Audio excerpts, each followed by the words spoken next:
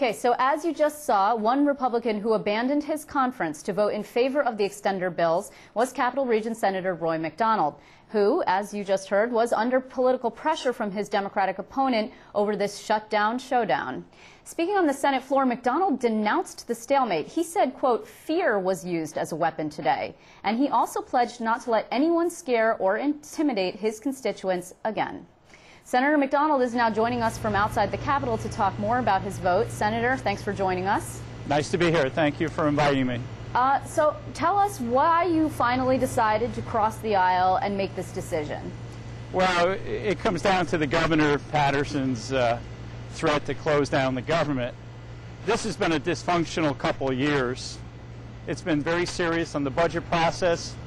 They have not made it a democratic process. I remember about 4 weeks ago voting on an extender I voted against that would have had furloughs and layoffs for a large portion of the people in the Capital District. That was absurd.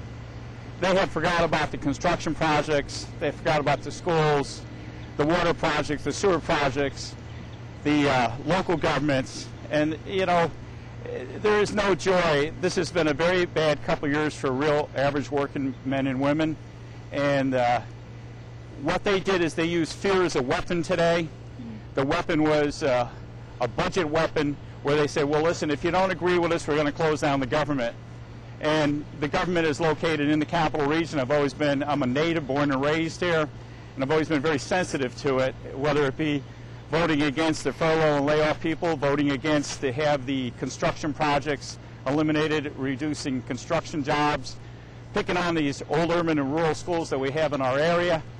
This is a dysfunctional group of people, and quite frankly, I trace it back to day one. Day one has been a nightmare. They blackmailed our people in the track, and they've done the same with the general public. And I warned them, this is not what America is about. It's about a two-party system. It's about having respect for each people on both sides of the aisle. And they have not shown that. Senator, can I just break in for 1 second? Just a couple of things come to mind. First of all, in terms of the dysfunctional system, I mean, your political opponent says that, in fact, the Republicans are just as dysfunctional as the Democrats, if not more so, because, as you noted, you voted in a block against... I respect anything my opponent says, but what you're doing is you're talking to me now, and I've been watching this since Spitzer and then Patterson, and the dysfunctionality. And what is disturbing for me as an upstate New Yorker is that this total lack of respect for upstate New York. When they eliminate construction projects on the road and bridges, when they take all the money out of the road and bridge dedicated fund that's supposed to be doing this stuff, when they turn around and treat New York City in a special category, the reality is that the state is really being run from New York City. Okay, and, but just to play devil's advocate, I mean, part of the problem here is that the state, according to the governor, is out of money. So the question is, where is the money going to come from? Well, if the Republican, hold on, just 1 second, if you would. The Republicans say they don't want to raise taxes, and they don't want any more fees, and they don't want any more borrowing. So then where to pay for money? Where's the money to pay for construction? Okay? I found out with great sadness that the Staten Island Ferry carries over 20 million people a year free, that the New York State Department of Transportation, along with other state agencies, helps subsidize. Maybe they should be paying for their way to work like the rest of us in upstate New York do. I also found out that New York State has been taking money out of the road and bridges accounts that are paid for by upstaters and their gasoline. And here's something for all the folks that live in upstate New York. And, you know, we have our school districts would have buses and transportation issues. New York City provides that's free education for over 500,000 students every day.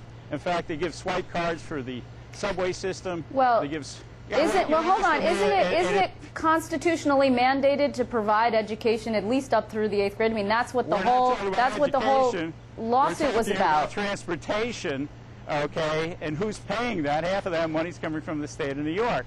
Now, last year at this time, the New York State subway system got over $2.5 billion to bail them out. I voted against that.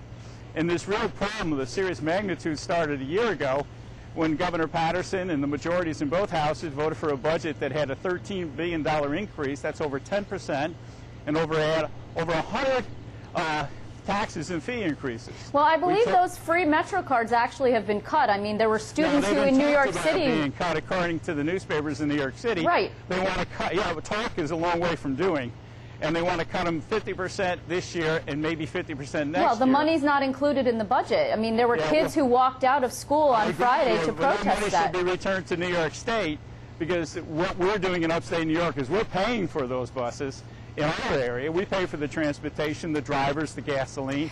Now, what the question jumps up in me, in addition to this, there's tens of thousands of apartments in New York City that get rent stabilization. In other words, all those buildings, you can make up to $175,000 a year and be eligible for discounted rent. Okay, Senator. Which means the buildings that you're in don't get the assessment, but we don't have any of those programs of any serious consequence in upstate New York, certainly not in my area. So if you look at the Staten Island Ferry, the subway system, the free rides for the school kids that we basically subsidize, and this never-ending rent stabilization, which is a freebie for rich people. Okay, Senator. Let me just ask you, are these positions that you're